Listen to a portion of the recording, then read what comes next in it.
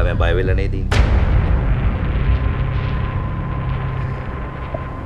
මේ නරක ඇසුරෙන් ඈත් වෙනවා කියන්නේ හොඳ ඇසුරක් ලැබෙනවා කියන එක.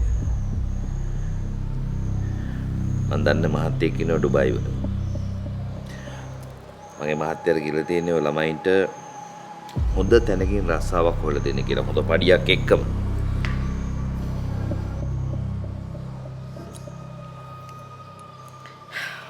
මේ ලොකු මහත්තයා වීසා වලට පාස්පෝර්ට් වලට යන ඔක්කොම වියදම් ටික බලාගනි.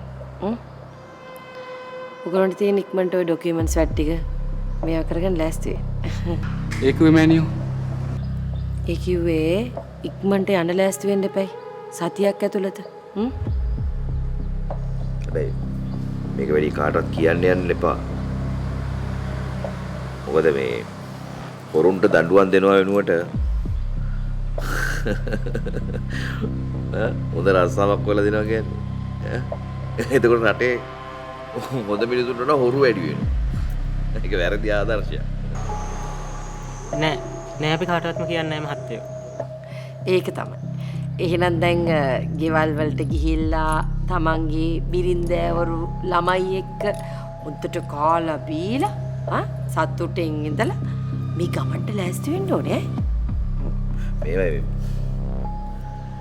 මේම කියන්නේ හේතුව දැන් ලංකාවේ වගේ නෙමෙයි ඩුබායි. ඒ කෑම බීම පෞල් සංස්ථා හැමදේම වෙනස්. ඉතින් අන්න එකට හුරු වෙන්න කියන එක තමයි මේ මෑනියෝ කියන්නේ.